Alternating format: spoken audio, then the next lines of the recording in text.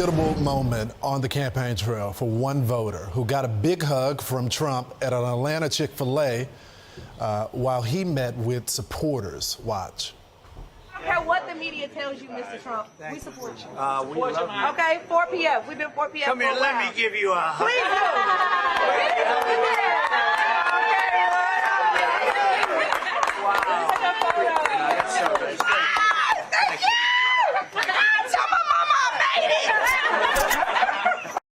Look at the joy. Here to tell us about it is that young woman herself, Michaela Montgomery. She's also the founder of a grassroots political group to conserve the culture.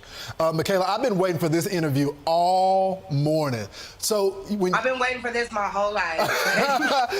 So thanks so much for joining us. So you told the president when you were hugging him, I don't care what the media says, we support you.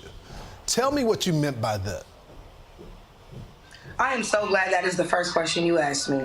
So, of course, in the excitement of everything, I wasn't able to really relay my message, but the general consensus or social media would have you thinking that if President Trump were to show up to the HBCU campuses or walk around the AUC community, that like some angry mob would form or a riot would ensue and that he would not be welcomed. And clearly the sentiment in that room the other day was the complete opposite. He was very welcome. People were excited to see him. People showed up in support of him, and people, of course, were from all 4 institutions within the AUC, the local HBCU community in Atlanta.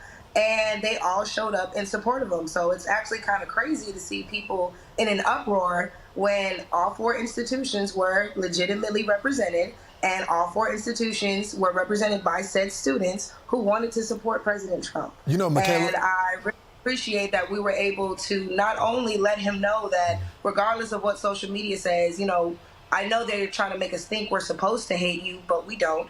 And additionally, it was a learning experience for my students because they were able to see and experience firsthand how the media can warp the perception of an opinion or a person.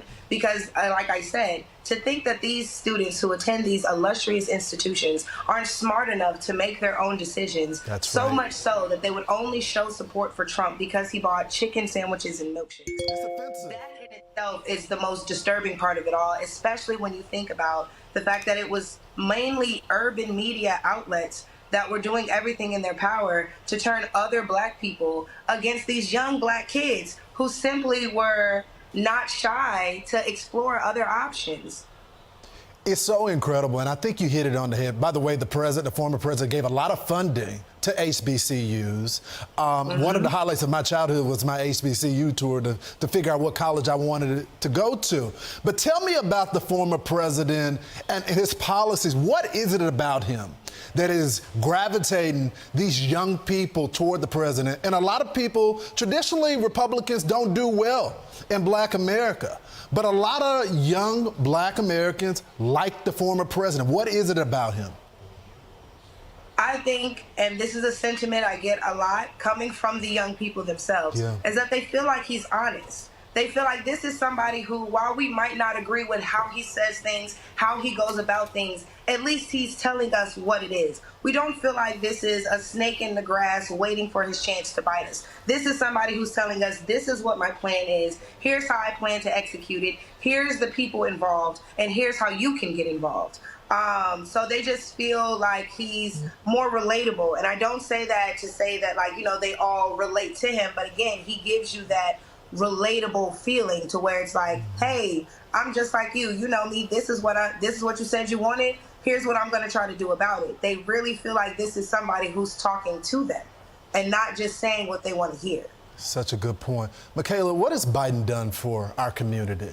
What has he done for Black America? Well, he locked up a lot of people that look like me, and they're still sitting in jail waiting for, you know, justice, an appeal of some sort.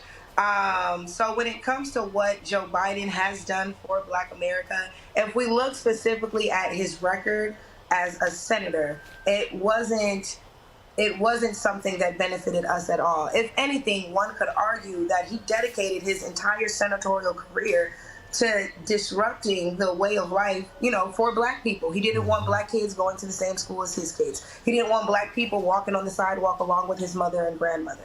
So the fact that we ignore these things that were said on the Senate floor, like this is somebody who passed legislation with the sole intent of oppressing a certain community. And we're gonna act like that didn't happen, or we're gonna act like it can be overshadowed by somebody's comments a few years down the line that made us feel some type of way. Feeling some type of way is completely different when you can feel a certain type of way at home. There's people who are, as of right now, spending the rest of their lives in jail because, Joe Biden thought that they deserved it, as if there isn't retribution. And then you had somebody like Trump come in and give us the First Step Act to try and right the wrongs that were done with this 3 strikes rule, and nobody's talking about that. Michaela, I need more time with you.